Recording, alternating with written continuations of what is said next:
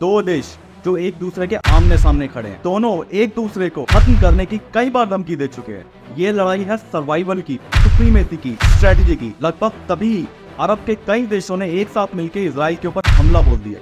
Iran से बहुत सारे स्टूडेंट्स इजराइल आते थे टेक्नोलॉजी पढ़ने, इजराइल से बहुत सारे इंजीनियर्स ईरान जाते थे। उन्होंने IRGC की एक टीम को भेजा लेबनान के अंदर। वहाँ पे कुछ शियाओं को बरगलाया गया, शियाओं को मोटिवेट करा गया, उनको हथियार दिए गए, ट्रेनिंग दी गई। मिडल ईस्ट में दो देश जो एक दूसरे के आमने सामने खड़े हैं। ये दुश्मनी आज की नहीं है, दशकों पुरानी है। दोनों एक दूसरे को खत्म करने की कई बार धमकी दे चुके हैं। ये सिंपल कॉन्फ्लिक्ट नहीं है, ये लड़ाई है सर्वाइवल की, सुप्रीमेसी की, स्ट्रेटेजी की। जी हाँ, मैं बात कर रहा हूँ इजराइल ईरान रिलेशनशिप्स की। अब जब इनकी बात कर रहे हैं तो चलिए शुरू से शुरुआत करते हैं, इनके इतिहास से शुरुआत करते हैं। वर्ल्ड वॉर 2 के फेमस होलोकॉस्ट के बाद ज्यूज एक देश की तलाश में थे। यूनाइटेड नेशंस का गठन हो चुका था ताकि हम दोबारा विश्व युद्ध ना देखें। यूनाइटेड नेशंस ने प्रपोज किया फिलिस्तीन का पार्टीशन, एक ज्यूइश स्टेट और एक फिलिस्तीन। खाड़ी के सारे देश इस फैसले के सख्त खिलाफ थे। मई 14, 1948 इजराइल ने अपने आप को इंडिपेंडेंट घोषित किया। लगभग तभी अरब के कई देशों ने एक साथ मिलकर इजराइल के ऊपर हमला बोल दिया। ये देश थे सीरिया, जॉर्डन, इजिप्ट और भी कई देश इनके साथ थे। इजराइल ने डिसाइसिवली ये वॉर जीत ली, लेकिन अरब देशों के साथ दुश्मनी परमानेंट हो गई थी। लेकिन इन सब के बीच में ईरान का रवैया बड़ा हैरान करने वाला था। ईरान रिलेटिवली न्यूट्रल था। उस टाइम जो ईरान के रूलर थे वो थे शाह मोहम्मद रिजा पहलवी। रिलेटिवली सेकुलर नेचर के थे और काफी न्यूट्रल टाइप के रहते थे। यहां तक कि 1950 में ईरान ने इजराइल को डी फैक्टो रिकॉग्निशन भी दे दी थी। उस समय ईरान और इजराइल के कॉमन कंसर्न्स थे। अरब देशों में राइज करता हुआ नेशनलिज्म।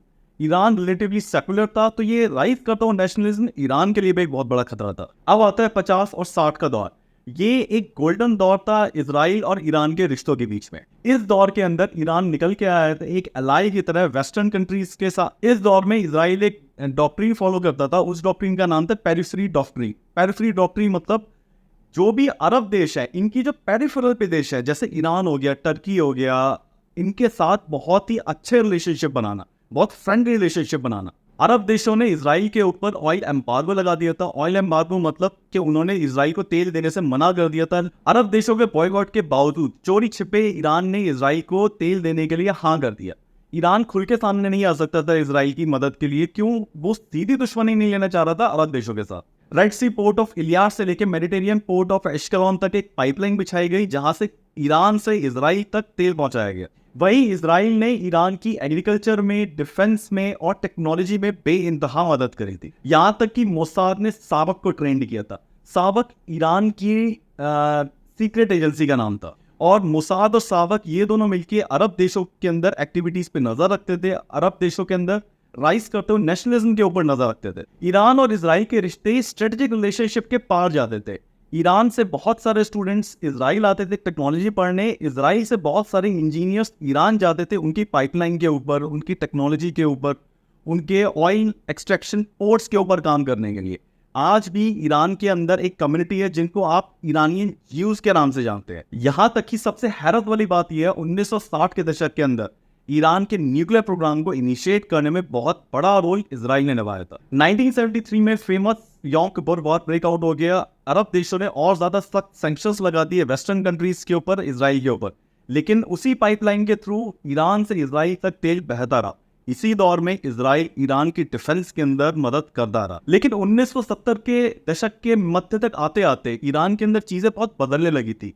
लोग बहुत इरिटेटेड और फ्रस्ट्रेटेड रहने लगे थे शादी गवर्नमेंट के साथ, क्योंकि लोकल लेवल पे बहुत ज्यादा करप्शन इंक्रीज हो गया था। इनकम इनइक्वालिटी बेइंतहा ऊपर जा चुकी थी और बहुत ज्यादा शाह ने तानाशाह रवैया अपनाया था विद्रोह को कुचलने के लिए। इसी समय एक शख्स आया निकल के बाहर, उसका नाम था आयतुल्लाह खमेनी, और ये रेजिस्टेंस का चेहरा बना। आयतुल्लाह खमेनी के उदय के पीछे मेन कारण क्या कहते हैं, पहले हमें इनको समझना पड़ेगा। सबसे पहला था शाह का तानाशाह रवैया। शाह ने अपनी सावक एजेंसी को खुला छोड़ दिया था आम लोगों के ऊपर। बेइंतहा जुल्म करे गए थे आम लोगों के ऊपर, आम ईरानियंस के ऊपर। शाह के ऊपर इल्जाम रखते रहते थे कि वो वेस्टर्न के एलाई हैं, वेस्टर्न पॉलिसी को ईरान के अंदर ला रहे हैं, वो वेस्टर्न कल्चर को वो ईरान के अंदर ला रहे हैं। शाह और उनके परिवार का बहुत लेविश लाइफस्टाइल था, जबकि एक आम ईरानियन बेसिक एमेनिटीज के लिए दिन रात जद्दोजहद स्ट्रगल कर रहा था। अब इस विद्रोह के दौर में आयतुल्ला खमेनी कोई अननोन चेहरा नहीं थे।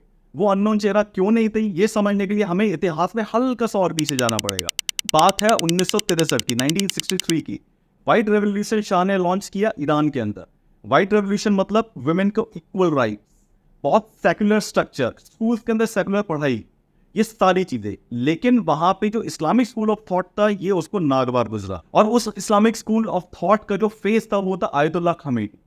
अब आयतुल्ला खमेनी बहुत सक्सेसफुली ये मैसेज पास करने में कामयाब हो गए थे कि ये जो व्हाइट रेवोल्यूशन है ये उनकी इस्लामिक प्रिंसिपल्स के ऊपर एक डायरेक्ट अटैक है, और उनको अनडिस्प्यूटेड सपोर्ट मिला था ईरान की जनता से। आयतुल्ला खमेनी के उदय के अंदर ईरान के स्टूडेंट्स जो कि ईरान के अंदर थे और जो अब्रॉड में थे, दोनों का बहुत बड़ा रोल था। ओके, वापस चलते हैं अपनी ईरानियन क्रांति के ऊपर। साल था 1979, ईरानियन क्रांति सक्सेसफुल हो चुकी थी। शाह फैमिली के साथ देश छोड़ के भाग चुके थे। आयतुल्ला खमेनी ने गद्दी संभालते ही अपने आप को सुप्रीम लीडर घोषित कर दिया। इसका मतलब पॉलिटिकल, मिलिट्री, रिलीजियस मैटर के ऊपर उनकी जो राय होगी, उनके जो थॉट्स होंगे, वो हाईएस्ट प्रायोरिटी पर रखे जाएंगे। नया संविधान, न्यू कॉन्स्टिट्यूशन लॉन्च करा गया जो कि शरिया के ऊपर बेस्ड था। सबसे पहला काम जो आयतुल्ला खमेनी ने किया वो इजराइल के साथ हर तरीके के रिश्ते तोड़ दिए। उसने यहां तक यूएस को बड़ा शैतान बोला, इजराइल को छोटा शैतान बोला। ये एक 180 डिग्री शिफ्ट था पुरानी ईरान इजराइल पॉलिसी से। नवंबर 1979 शाह अमेरिका गए इलाज कराने के लिए।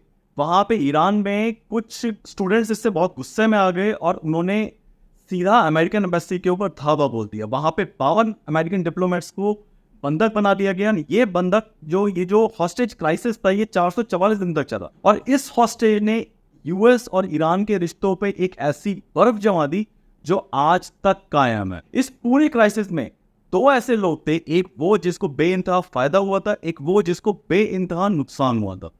पहला शख्स जिसको बेइंतहा पॉलिटिकली फायदा हुआ था वो थे आयतुल्ला खमेनी। उनकी जो पकड़ थी ईरान पे वो और ज्यादा मजबूत हो गई थी। और दूसरा वो शख्स जिसको बहुत ज्यादा नुकसान हुआ था, उसका नाम था Jimmy Carter, president of United states. 1975 में लेबनान गृह युद्ध से जूझ रहा था। क्रिश्चियंस, शिया, सुन्नी, इनके ग्रुप्स आपस में लड़ाई कर रहे थे। 1982 में इजराइल ने लेबनान के ऊपर हमला कर दिया। अब हमला क्यों करा? पैलेस्टीन लिबरेशन ऑर्गेनाइजेशन ये रॉकेट्स दाग रही थी लेबनान के एरिया से इजराइल के अंदर। जो ऑपरेशन इजराइल ने लॉन्च किया उसका नाम था ऑपरेशन गैलीली। यहाँ पे ईरानियन गवर्नमेंट को एक मौका नजर आया। उन्होंने IRGC की एक टीम को भेजा लेबनान के अंदर।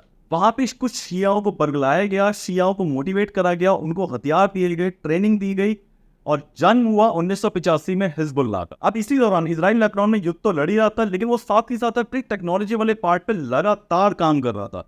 अपने जो कोवर्ट ऑपरेशंस की कैपेबिलिटी थी उसको वो लगातार इंप्रूव करता जा रहा था। इसका जीता जागता एग्जाम्पल हमें मिलता है 1982 के अंदर। सैयद अब्बास नाम से हिजबुल्लाह का लीडर होता है, हिजबुल्लाह का चीफ होता है, जिसको एयर स्ट्राइक में इजराइल ने मार गिराया था। अब हैरानी की बात यह है कि इसको रिप्लेस किया था नसरल्लाह ने। हम सब जानते हैं नसरल्लाह की मौत कैसे हुई। साल 2000 तक इजराइल लेबनान से वापस जा चुका था। हिजबुल्लाह ने एक विक्ट्री सेलिब्रेट करी थी। उसने लोगों को ये मैसेज पास कर दिया था कि उन्होंने इजराइल को भगा दिया। इसके बाद हिजबुल्लाह ने अपने आप को ग्रो करना शुरू किया। बहुत ज्यादा शियाओं ने हिजबुल्लाह को ज्वाइन किया लेबनान के अंदर। साल 2006 में हिजबुल्लाह ने 4000 रॉकेट्स का एक बराज इजराइल के ऊपर छोड़ा। बहुत सारे लोगों की मौत हुई। हिजबुल्लाह ने 2 इजरायली सैनिकों को भी पकड़ लिया और लेबनान में ले गए। इजराइल ने गुस्से में आके लेबनान के ऊपर धावा बोल दिया। 34 दिन तक ये लड़ाई चली। इस लड़ाई के अंदर कोई विनर्स नहीं था, लेकिन इसमें अच्छे खासे लोग मरे थे। इजराइल ने 2006 में ये लर्न कर लिया था कि ये जो रॉकेट बराजेस है ये एक नई हकीकत है, और इजराइल कुछ भी कर ले ये रॉकेट बराजेस खत्म नहीं होंगे। अब सिंस इजराइल टेक्नोलॉजी के ऊपर बहुत टाइम से काम कर रहा था, उसने अपनी कंट्री के अंदर एक डिफेंस की कंपनीज का एक इकोसिस्टम तैयार कर लिया था। यहाँ पे एक कंपनी थी रफाल एडवांस डिफेंस सिस्टम। ये एक डिफेंस सिस्टम के ऊपर काम कर रही थी, और 2011 में इन्होंने लॉन्च किया आयरन डोम। आयरन डोम का जो बैकबोन है वो 2 चीजें हैं, एक उनका एडवांस रेडार और एक तामीर interceptor missile. Advance radar system ये डिटेक्ट करता है कि रॉकेट कहां से लॉन्च हुआ और उसकी ट्रेजेक्टरी को एनालाइज करते हैं कि रॉकेट गिरेगा कहां पे। अब तामीर मिसाइल बहुत एडवांस मिसाइल है और बहुत ही सोच के इसको डिजाइन करा गया है। अब मैं ऐसा क्यों बोल रहा हूँ कि बहुत सोच के इसको डिजाइन करा गया है? तामीर मिसाइल का प्रोडक्शन बहुत ज्यादा शॉर्ट नोटिस पे बहुत ज्यादा इंक्रीज करा जा सकता है। ये कोई बहुत बड़ी चीज नहीं है इजराइल के लिए। क्यों? क्योंकि तामीर मिसाइल्स को मैन्युफैक्चर करने की फैक्ट्री खाली इजराइल में नहीं है, इजराइल में भी है, यूएस में भी है, और कुछ हिडन फैसिलिटीज के अंदर भी। अब ये आयरन डोम सिस्टम बहुत एफिशिएंट सिस्टम है। अब ये एफिशिएंट सिस्टम क्यों है? क्योंकि रेडार ये डिटेक्ट कर लेता है कि रॉकेट कहाँ से लॉन्च हुआ है और कहाँ पे गिरने वाला है। अगर ये रॉकेट किसी खाली मैदान में गिरने वाला है तो ये आयरन डोम सिस्टम कोई तामीर मिसाइल लॉन्च नहीं करेगा। लेकिन अगर वही रॉकेट एक रिहायशी इलाके में या किसी क्रिटिकल इंफ्रास्ट्रक्चर पे गिरने वाला है तभी तामीर मिसाइल लॉन्च होगी। तो बहुत सारे रॉकेट्स के लिए कुछ तामीर मिसाइल इनफ है। आयरन डोम का फर्स्ट मेजर टेस्ट हुआ 2012 के अंदर। हमास ने 1500 रॉकेट्स का एक बराज इजराइल की तरफ फेंका। आयरन डोम ने काम किया, 85% रॉकेट्स को बिल्कुल एक्यूरेसी के साथ मार गिराया गया। 2014 में हमास और हिजबुल्लाह ने मिलकर 4500 रॉकेट्स का एक बराज इजराइल की तरफ फेंका। 90% एक्यूरेसी के साथ ज्यादातर रॉकेट्स को मार गिराया गया। इजराइल लगातार इसको एक्यूरेट करने में काम कर रहा है, आज भी इसकी एक्यूरेसी के ऊपर लगातार काम कर रहा है। और आज जो इजराइल का डिफेंस सिस्टम है वो सिंगल लेयर नहीं है, खाली आयरन डोम नहीं है, वो 3 लेयर सिस्टम। इजराइल बहुत फेमस डॉक्ट्रिन फॉलो करता है, उसको हम कहते हैं CBW, कैंपेन बिटवीन वॉर्स। इसका मतलब है युद्ध के बीच में जो टाइम होता है तब इजराइल प्लान करता है और कुछ छोटे छोटे ऐसे ऑपरेशंस बनाता है जिससे दुश्मन की जो कैपेबिलिटी होती है उसको इम्पैक्ट करा जा सके। मैं इसके आपको 2 एग्जांपल देता हूं। नंबर 1, 2010 में ईरान के न्यूक्लियर फैसिलिटी के ऊपर एक बहुत बड़ा साइबर अटैक होता है। कुछ डॉक्यूमेंट्स के हिसाब से इस साइबर अटैक की वजह से उनका जो यूरेनियम एनरिचमेंट का जो प्लान होता है वो कई महीनों पीछे खिसक जाता है। सेकेंड एग्जाम्पल, 2007 में इजराइल ने एक एयर स्ट्राइक करी थी सीरिया के न्यूक्लियर प्लांट के ऊपर जो नॉर्थ कोरिया की मदद से बना था। उसके बाद से वो न्यूक्लियर प्लांट आज तक बंद पड़ा है। वो कैपेबिलिटी सीरिया के पास कभी भी नहीं है। लेटेस्ट पेजर अटैक जो लेबनान में हुआ था ये भी इनकी इसी डॉक्ट्रिन का हिस्सा था। इन दोनों के बीच में ये युद्ध आज तक चल रहा है और ये दिन ब दिन भयानक होता जा रहा है। कभी ईरान इजराइल पे हमला करता है, कभी इजराइल धमकी देता है ईरान पे हमला करने की। कब करेगा हमें भी नहीं पता। अब ये 2 देश डिसाइड करेंगे कि मिडल ईस्ट का भविष्य क्या होगा। क्या ये शांति को चुनेंगे या युद्ध को चुनेंगे? अभी तो ऐसा लग रहा है पूरी दुनिया एक बहुत बड़े जंग के मुहाने पे खड़ी है। I hope you like this story. Take care. Bye-bye.